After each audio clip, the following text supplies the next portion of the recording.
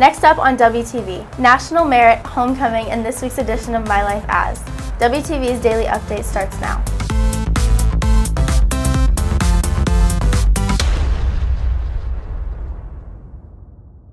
Hey there, Red Hawk Nation. Today is Thursday, September 23rd, and I'm Lauren Sinclair with today's Daily Update, brought to you by Wingspan TV.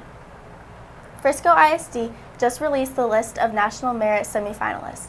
WTV's Kirthi Gamadi has the details. The 2022 National Merit semifinalists were announced earlier this week. To become a semifinalist, students must score above the cutoff when taking the PSAT during their junior year. This year, 15 Redhawks earned the honor. Here they are in alphabetical order.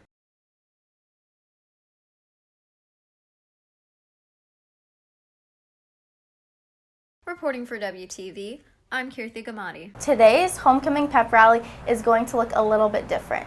WTV's Trinity Williams has the story. Things are looking a little bit different for Student Council as they're trying to plan this week's homecoming pep rally. Okay, so this year in general has just been crazy. So for this pep rally, we needed to get approval, but this pep rally coming up for homecoming on homecoming day is going to be outside.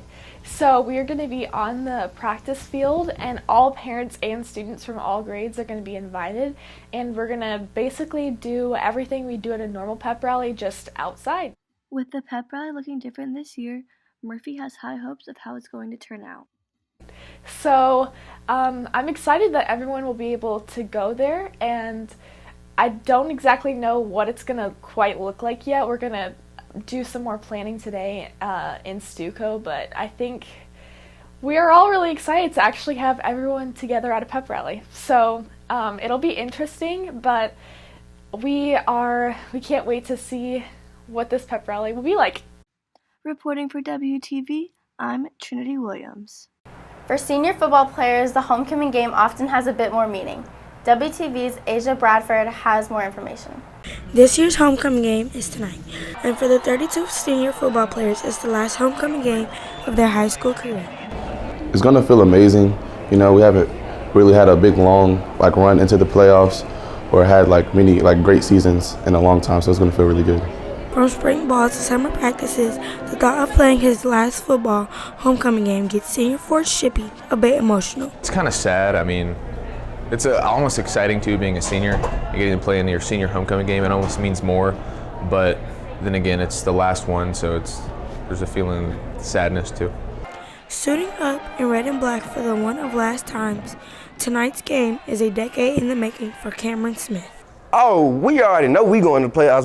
We shooting for state, you know what I'm saying? Last year we went to the first round, we lost, you know what I'm saying? We ain't gonna talk about that, that's last year. We talk about this year, 2021 football. Yeah, walking off winning because we know we gonna win. Ain't no cocky stuff, it's just facts, you know what I'm saying? Reporting for WTV, I'm Asia Bradford.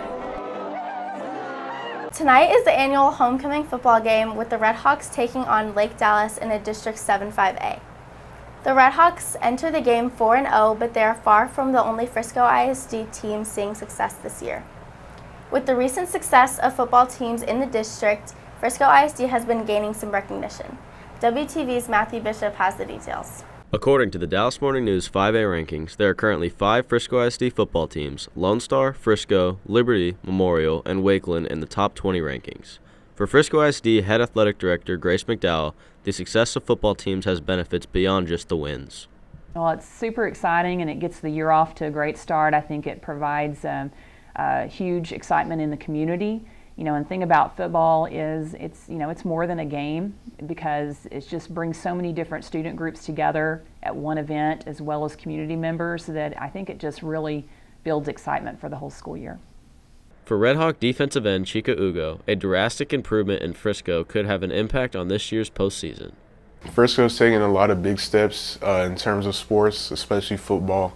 A lot of the football teams look really good this year, especially even 5A D1 and 5A D2. We can all make pretty deep runs in the playoffs. For Red Hawks head coach Matt Sweeney, the success of Frisco football teams also brings a weekly challenge. Well, we knew coming into the season that there was going to be a lot of parity, and really honestly what it means is that we talk all the time about getting better each week, and so It's a marathon and not a sprint, and so every team that you're going to play each week is gunning for you, and I think the level of play, but due to the competitiveness, has just grown, and each week you got to show up.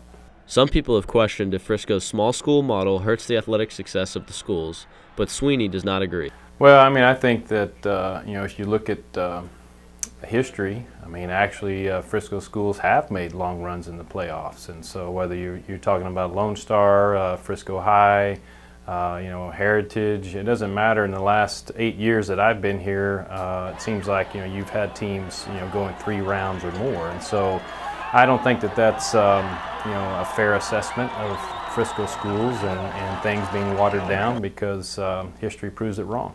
With the district soon expanding from 10 to 12 5A high schools, there may be even more chances for Frisco ISD teams to advance into the playoffs. We're hopeful that it'll split us up into a couple of districts to allow more advancements to playoffs and to state level competition for our students. Reporting for WTV, I'm Matthew Bishop. On this week's edition of My Life As, WTV takes a look into the life of astronomy teacher Kenrick Davis. Pretty much an average day in astronomy is getting into the classroom and discussing some of the current events that might be going on, like interesting things that are happening in the sky, or just the type of year it is, since today on the 22nd is the fall equinox, so we were discussing that. And so we are looking at how seasonal change occurs on planet Earth, and that's primarily due to how the sun is moving in the sky. You kind of already know that the seasons change because of how the Earth is tilted. So we thought we would do something a little bit more relevant for this unit, and that is to investigate how solar panels work and how that seasonal change that we're talking about with the sun affects the efficiency of a solar panel, and how viable of an option it is for powering big structures like skyscrapers or buildings, or if it's going to be relegated to just residential housing. If you're looking for more from Wingspan, you can follow us at Liberty Wingspan on Twitter, Instagram, and Facebook, or visit our award-winning website, libertywingspan.com. And now for today's announcements. CareWiki is holding a drive to collect items for those people affected by Hurricane Ida. It will run until the 29th, and there's a donation box in the rotunda. That's it for today's daily update. This is Lauren Sinclair for Wingspan TV.